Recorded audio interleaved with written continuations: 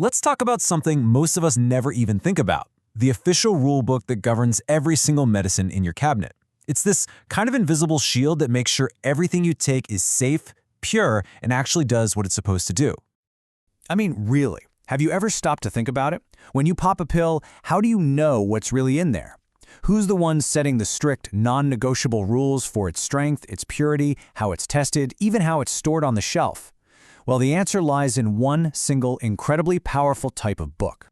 And that book is called the Pharmacopoeia. It's a bit of a mouthful, I know, but the name says it all. It comes straight from the Greek for drug and to make, and that is literally what it is, an official guide published by governments that sets the legally enforceable standards for every medicine sold in a country.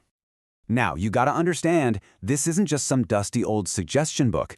It is a legally binding document. Pharmaceutical companies have to follow it to the letter. It is the absolute bedrock of drug safety. It's the reason you can have trust that the medicine you get is exactly what the doctor ordered. So, what's actually in one of these rulebooks? Let's dive a little deeper, okay? We're going to dissect one of the core building blocks to see the incredible, almost microscopic level of detail we're talking about here. Right, so every single approved drug, and I mean everything, from a simple aspirin to the most complex cancer treatment, gets its own dedicated chapter. And that chapter is called a monograph. You can think of it like the drug's official passport, or its complete identity card. And that monograph lays out everything: the drug's exact chemical formula, what it should look like, even what it should smell like. It defines the precise scientific tests you need to run to prove it's the real deal, and that it's strong enough. It sets hard limits on any impurities and even tells you exactly how to store it. It's a complete scientific blueprint for quality. But here's the thing, these rulebooks aren't set in stone. They can't be. They have to constantly evolve right alongside science and medicine. And to really see this in action, the Indian Pharmacopoeia is a fantastic case study. Here is a perfect example of what I mean. Back in the day, to test for nasty contaminants that could cause a fever, the method was pretty crude. You'd inject a substance into live rabbits and, well, you'd watch to see if they got a fever. Today, we use something called the bacterial endotoxin test, or BET. It's a way more specific, way faster, and much more humane test that uses a really cool enzyme from horseshoe crab blood.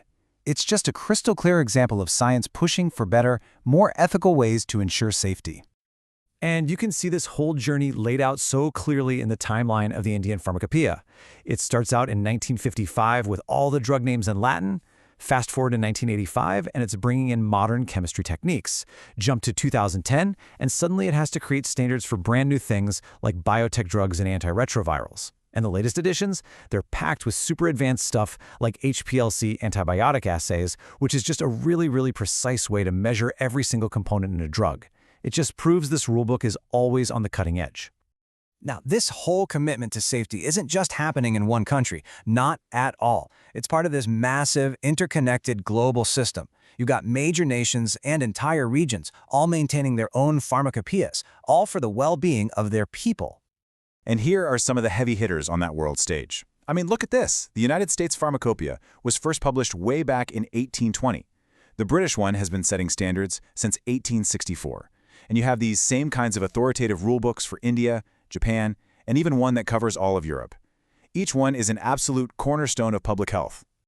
And to kind of harmonize all these national efforts, you have the World Health Organization. They publish the International Pharmacopoeia, and its whole mission is to create a global baseline, a sort of common language for quality, to make sure essential medicines meet a universal standard no matter where on Earth they're made or used.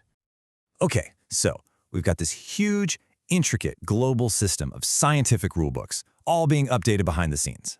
Let's bring it all back home. Why does any of this complex stuff really matter to you? At the end of the day, it's about this. Every single rule, every test, every monograph in that book has one goal: to give you 100% confidence in every single dose you take. It's the foundation of trust between you and your medicine. Without it, the whole system just falls apart.